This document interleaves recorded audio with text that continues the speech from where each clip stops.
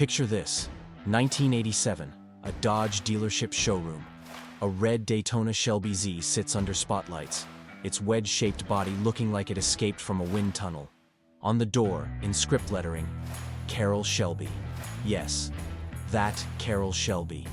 The man who built the Cobra, who humiliated Ferrari at Le Mans, now signing front-wheel drive turbocharged four-cylinder Dodges. A car that should have been a joke, but accidentally predicted the future. Let that sink in. It's 1987. American performance is schizophrenic. Ford sells Mustang GTs with 225 horsepower V8s. Chevrolet counters with the iroc-z. Buick sells Grand Nationals that make Corvettes cry. And Dodge? They hired Carroll Shelby to put his name on a turbocharged economy car with front-wheel drive. The 1980s were powered by questionable substances and even more questionable decisions. But here's what Detroit didn't tell you. While Mustang buyers did burnouts, the Daytona Shelby Z was quietly pioneering technology that dominates performance today. Turbocharging, computer-controlled boost, intercooled forced induction. This was Carroll Shelby betting his legendary name that performance wasn't about displacement. It was about pressure. 12 pounds of boost with overboost spikes reaching 14 psi. He was right about the future. He was just 20 years too early. That signature wasn't decoration. Shelby's team actively tuned these cars with Chrysler engineering. Recalibrated turbo mapping, upgraded intercoolers, suspension tuning that transformed K-car handling. The man who created the Cobra was now refining front-wheel drive Dodges. This is the story of the Shelby nobody remembers. The turbocharged paradox with the right technology, wrong drivetrain, and zero chance against V8 religion. Welcome to Carroll Shelby's forgotten legacy, where innovation lost to tradition. It's 1983. Carroll Shelby has problems, declining health. His Ford relationship ended. The V8 world he created is dying under insurance costs and fuel regulations. Then Lee Iacocca calls with a proposition. Help Dodge build performance cars for the new era. Shelby, at 60, says yes, because legends don't retire, they pivot. What comes next is either genius or madness. In 1984, Dodge launches the Daytona, a front-wheel drive coupe on Chrysler's K-car platform, the same platform underpinning minivans. Corporate decided to build performance on a grocery-run platform. But here's the twist. Dodge made it work. The Daytona Turbo Z made 146 horsepower from a turbocharged 2.2-liter four-cylinder. Base price?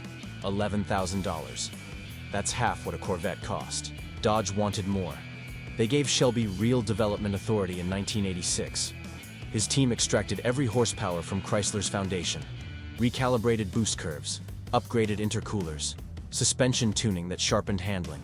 The result? The Dodge Daytona Shelby Z. 174 horsepower, 200 pound-feet of torque.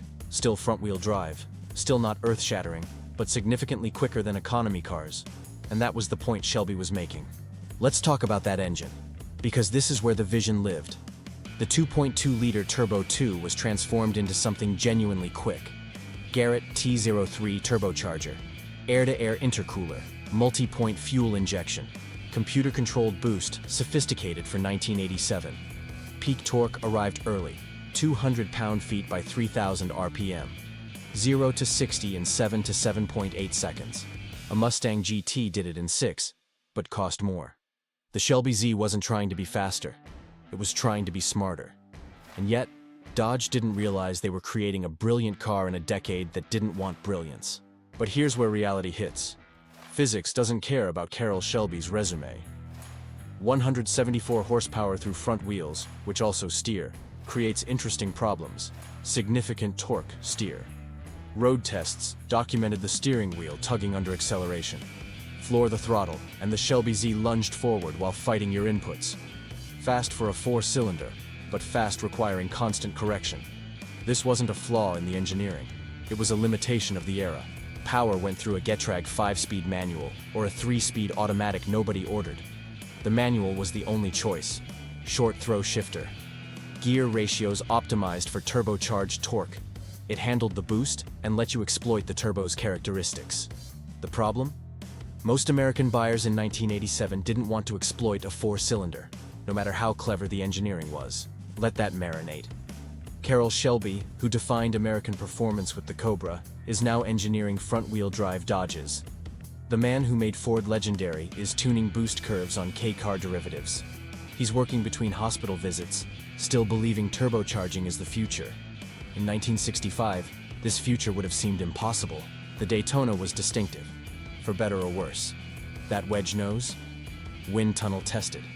Pop-up headlights kept it smooth. Drag coefficient around 0.32. Genuinely slippery for 1987. A Mustang GT was 0.44. But aesthetically? It looked like a cheese wedge designed by someone who'd seen a Porsche 924 from across a parking lot. Americans wanted aggressive muscle. The Daytona looked efficient, not intimidating. Function over form, which was exactly the problem. Inside, the Shelby Z tried. Bolstered bucket seats with Shelby logos. Leather-wrapped wheel. Full instrumentation including boost gauge, because if you're running a turbo, you deserve to watch the needle climb. Air conditioning, power windows, premium sound. For $12,000 to $15,000, you got legitimate equipment. The problem? Underneath the Shelby badging, this was still a K-car. Comfortable and functional, but not emotional, not visceral, not what muscle car buyers wanted to feel. How did it perform against V8s? 0 to 60 in 7.2 to 7.8 seconds. Quarter mile in low 15s at 86 miles per hour. Compare that to a Mustang GT, 6.1 seconds to 60, 14.6 quarter.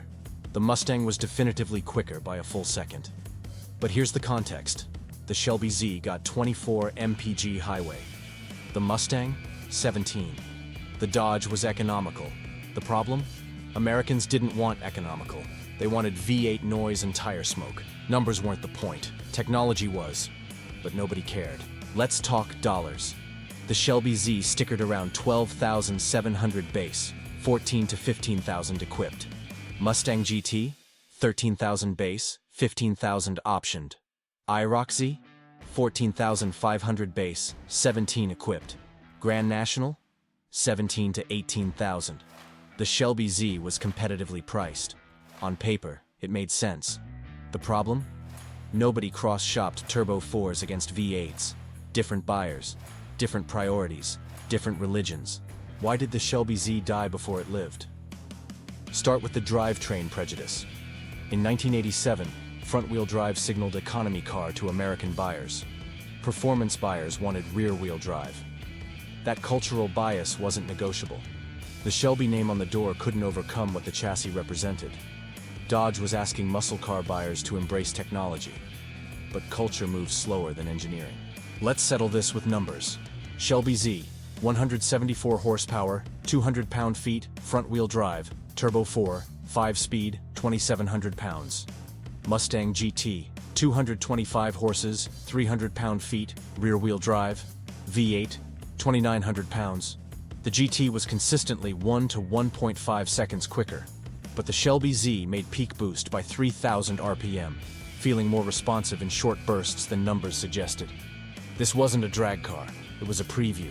What about the iroc-z? The 1987 model with 5.7-liter TPI made 215 to 230 horsepower, 0 to 60 in low to mid-sixes, legitimate burnout capability. And it looked like what Americans expected.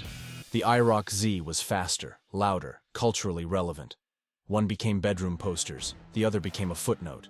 Sometimes markets are emotional, not rational. And emotionally, turbocharged 4 cylinders couldn't compete with V8 thunder. Then there's the Grand National, proving forced induction could work when properly executed. 245 horsepower, 350 pound-feet from a turbocharged V6. Rear-wheel drive, mid-5 second 0 to 60. It humiliated Corvettes and Mustangs for 17 to 18,000, 3 to 4 grand more than the Shelby Z. Why wouldn't you save up for dramatically better turbocharged performance? The Shelby Z was stuck in no man's land. Too sophisticated for its price, not powerful enough to justify the compromise. How did the market respond? With a resounding meh. Dodge sold decent Daytonas overall. The platform lasted 1984 to 1993. But the Shelby Z specifically? Thousands over multiple years, not tens of thousands annually. It occupied awkward middle ground. Too expensive for a bargain, too compromised for a performance icon. Dealers struggled to move them once Mustangs sat on adjacent lots offering more power and traditional muscle appeal. But here's what history forgets. The Shelby Z pioneered technology every performance car uses today. Computer-controlled boost, standard, intercooled turbocharging. That's how Honda makes 300 horses from 2 liters. The Shelby Z was doing in 1987 what wouldn't become mainstream until the 2000s. Carroll Shelby wasn't wrong about the future. He was dealing with 1980s technology trying to execute 2010's concepts. Turbo lag, torque steer, front-wheel drive compromises. Those were limitations of the era, not failures of the vision. Let's address the context that matters. Carroll Shelby's health. By the mid-1980s, he faced serious medical challenges. In 1990, he'd receive a heart transplant that would extend his life by 2 decades. His Dodge work happened while battling mortality.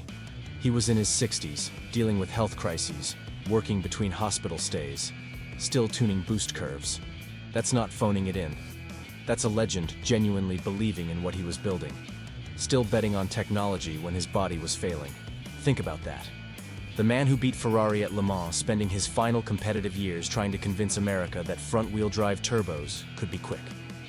That's not tragedy. That's persistence bordering on stubbornness. That's vision nobody wanted to hear. Contemporary automotive press was diplomatically careful. They praised the value and technology while noting the performance gap. Acknowledged sophistication while documenting torque steer. Nobody said it was bad. Nobody said it was great. The consensus: interesting but compromised. Journalist code for, we respect it, but we'd buy something else. Fair assessment, wrong era. What was ownership like? The Shelby Z was genuinely fun in short bursts.